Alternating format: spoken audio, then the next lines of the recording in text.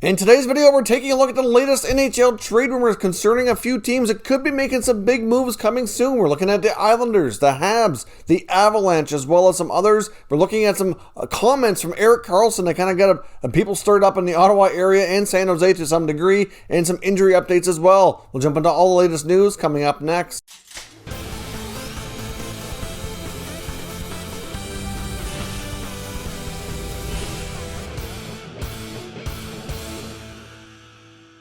So welcome back to another video here at Top Shelf Hockey. Now, as I mentioned, we have a variety of things to talk about here today. Before we jump into the latest trade talk, I want to talk about a couple other quick things, a few updates on some injuries. First up, Nico Hischier, captain of the Devils, will be out for a few more weeks, so that's certainly not good news for them. I know things have not really gone well in New Jersey this year, or personally for Hischier. Obviously getting to see was a great honor, but certainly probably not how he envisioned being his first season as team captain. Be interesting to see what moves New Jersey makes ahead of the deadline, how much of a seller they're going to be, because certainly the playoffs are not looking like any kind of a possibility for them this year. Now, also on the injury front, it seems like the Ottawa Senators can't keep any goaltenders healthy. The amount of goalies they've gone through has been pretty crazy here so far. Of course, dating back really even the last couple of years has been crazy, but we've seen earlier in the season Marcus Högberg go down with an injury. Of course, he was backing up Matt Murray, but starting to get a few more starts in there because Murray was kind of being inconsistent. He was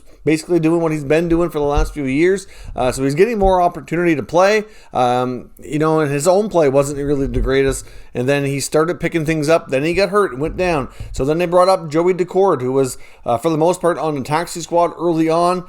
Joey had come in as a backup to Matt Murray, had a chance to play a little bit, and then he did really well, but still Murray was the starter. And then Murray goes down with some kind of weird injury that we don't really know a lot about. Happened in warm-ups the other night. Joey Daccord ended up going in, getting his first win against the Leafs. He started playing really well for a few games, and then he got hurt last night against the Vancouver Canucks. He kind of twisted his knee or something going cross crease. Kind of a odd injury as well. So they've got three goalies down. They brought in Philip Gustafsson, who they would really prefer to have be the starter in Belleville. Then they've had Kevin Mandolese up with the big team, who was just fresh out of junior, really nowhere near ready yet, but had to back up a little bit as well. They did pick up Anton Forsberg on waivers from the Jets the other day. He had not yet arrived with the Senators. Should maybe be available for their next game since they've got a few days off here. So certainly some bad luck in between the pipes with the Senators in the case of like Gustafsson and Daccord and even Högberg.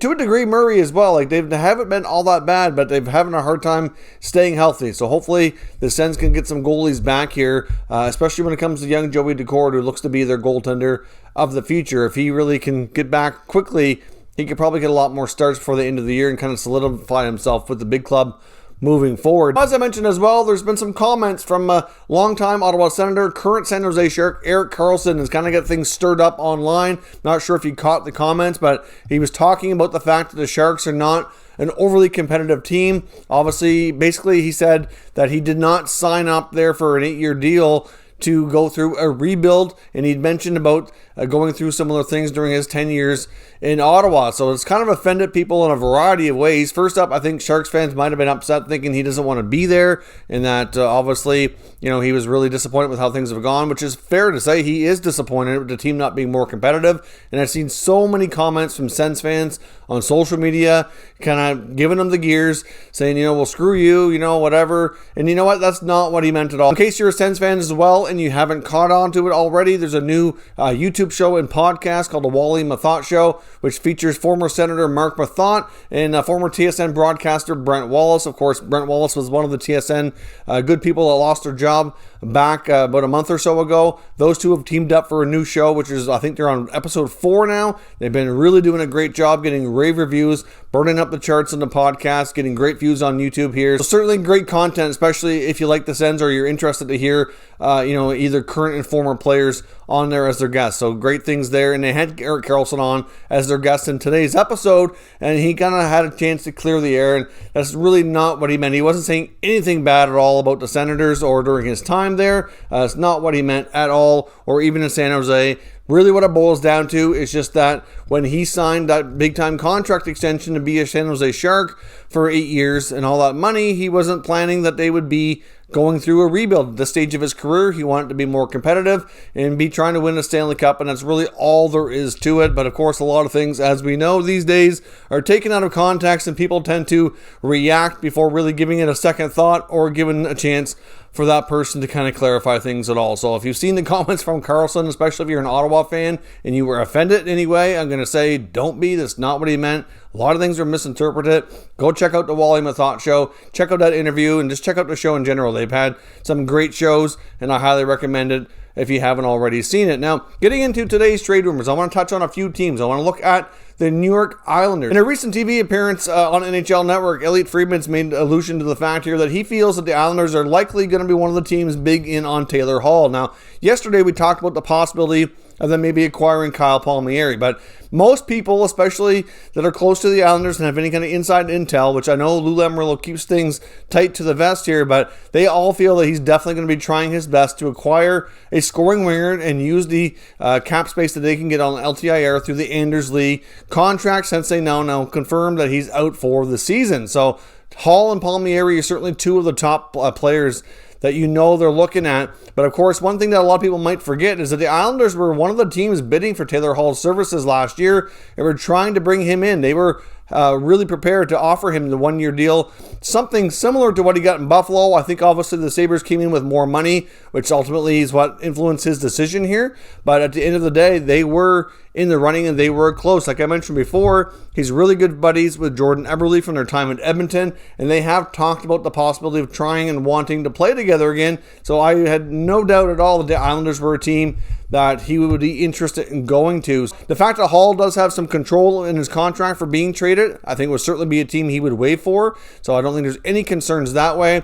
And obviously the Sabres would have to retain some salary. With Lee's contract going on LTIR, like obviously taking on $8 million would be pretty difficult for the Islanders to do. Hard to say what exactly the package would be to the Sabres to trade out, but we know the Isles have some interesting young forwards that have been doing well lately. I don't know if they'd be willing to entertain a Bellows or a Wahlstrom. I wouldn't think so. Out of the two, I think Wahlstrom is probably more of an untouchable than Bellows, but they both played well recently.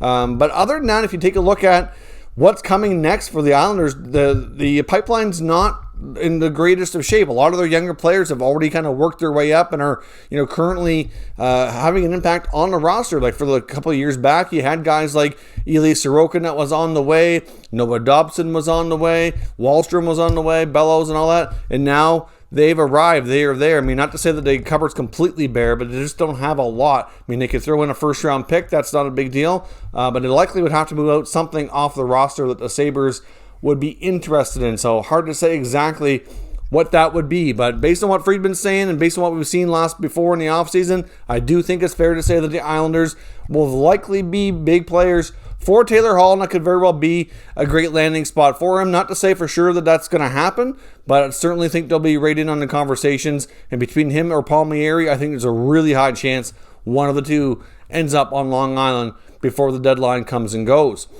Now, speaking of the Colorado Avalanche, there's certainly a lot of reports out there indicating that they're pretty big on getting a backup goaltender and doing it relatively soon if possible to make sure that Grubauer has some necessary reinforcements here. If Grubauer were to get hurt in the playoffs, they'd be in pretty tough shape. So that means that guys like Devin Dubnyk and Jonathan Bernier are certainly two guys that appear to be on their radar based on what NHL insiders are saying. Of course, Bernier's putting up some decent numbers on a bad team in Detroit, and you could say the same thing about Dubnyk in San Jose. I mean, like I said yesterday, talking about Dubnyk, he's not having like an awesome year by any means, but he's certainly doing okay considering the team in front of him and how they've played. For the most part, you could say he's got better numbers than Martin Jones, which really doesn't take a lot nowadays, unfortunately for Jones. But Dubnyk and Bernier could certainly be pretty good insurance policies for the Avalanche. So hard to say which route they go. They could also look to the waiver wire. There very well could be more goalies coming back online here on the waivers. Like I mentioned, we saw the Senators pick up Anton Forsberg. As their goalie situation becomes healthier in the next couple of weeks, we could see a goalie or maybe more go on waivers from the Sens as well. Likely Forsberg once they're getting guys like Murray and Decord healthy again. Even Hogberg, to a degree, they can't send him down to the minors without waivers either. But I would think they would probably keep 3 goalies on their roster rather than do that because they have the space to do it. So they're not going to risk losing a guy for nothing. But there's other guys out there in similar situations with other teams. So I do think the Avalanche are a team to watch, along with a team like the Capitals as well, who might be your prime teams to be looking to add goaltending ahead of the deadline. Now, there's been a lot of reports as well that the Winnipeg Jets are one of the big teams interested in Nashville Predators defenseman Mattias Ekholm, who right now is number 1 on the TSN trade bait board. Certainly the player generating some of the most hype around being traded ahead of the NHL deadline. And many teams who could benefit from the services of a real steady, good, solid defensive rigor like that with another year on his contract and a pretty good contract to boot. So it makes a lot of sense why he's getting a lot of attention.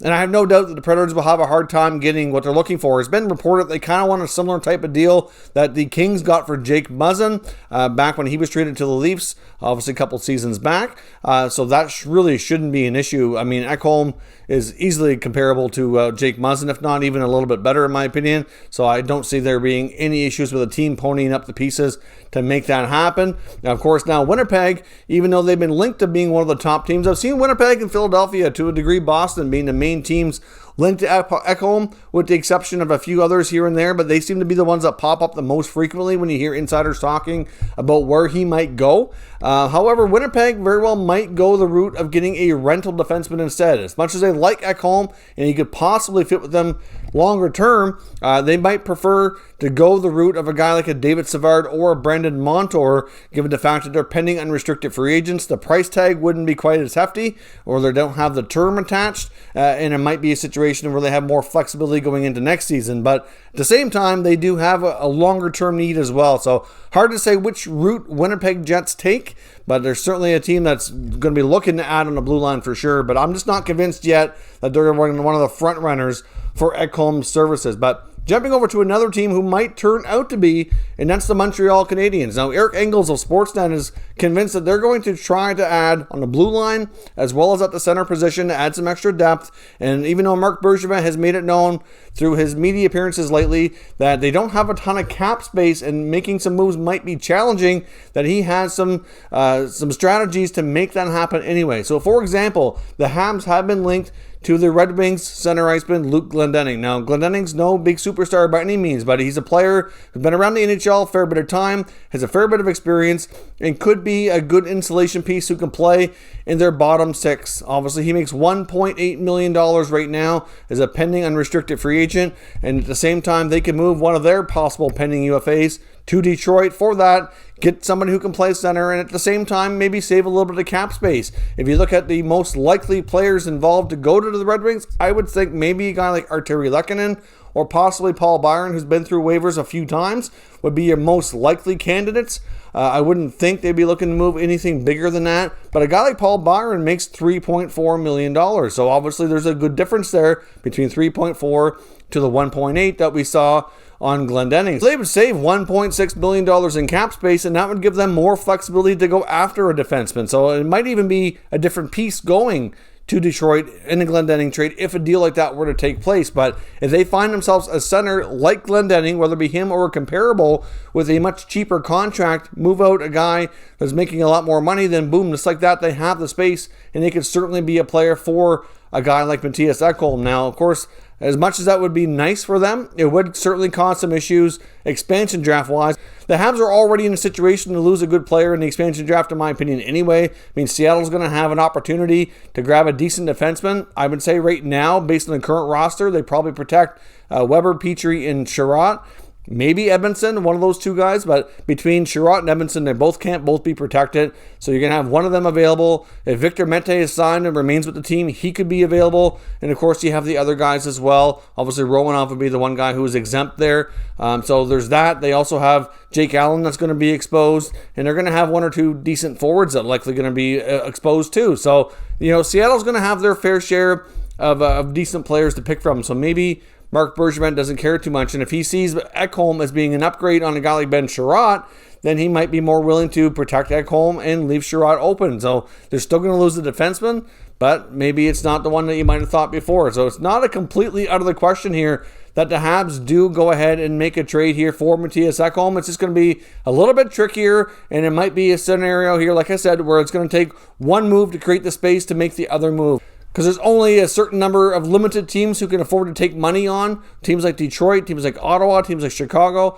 Otherwise, there's not a ton of guys. There's just not a lot of other teams out there who can do it. So you're looking at pure hockey trades, money in, money out, for any other scenarios to really unfold and be successful. So I would not rule out at all the Habs being in on Ekholm. There's certainly, like I said, enough NHL insiders, including Eric Engels, who certainly believe they are in those conversations. It is a real possibility, but they're certainly going to have tons of competition to make that happen. As I talked about yesterday, Chris Johnson's reporting that the Leafs are in on those conversations. As I mentioned in a few minutes back, the Winnipeg Jets, the Flyers, the Bruins. There is going to be at least a half dozen teams, if not more, pushing hard to make a deal with the Predators to obtain Mattias Ekholm. But getting a deal done for Ekholm is going to be challenging given the level of competition they're facing to put together the best package. But I do think they're going to try, and it's not going to be as difficult as Bergevin made it out to be in his last media availability. So let me know your thoughts on what you think some of these teams are going to do. Where will guys like Ekholm and Hall end up ahead of the playoffs? Let me know your thoughts down in the comments, and we'll discuss further. If you're new to the channel, consider subscribing and turning on your notifications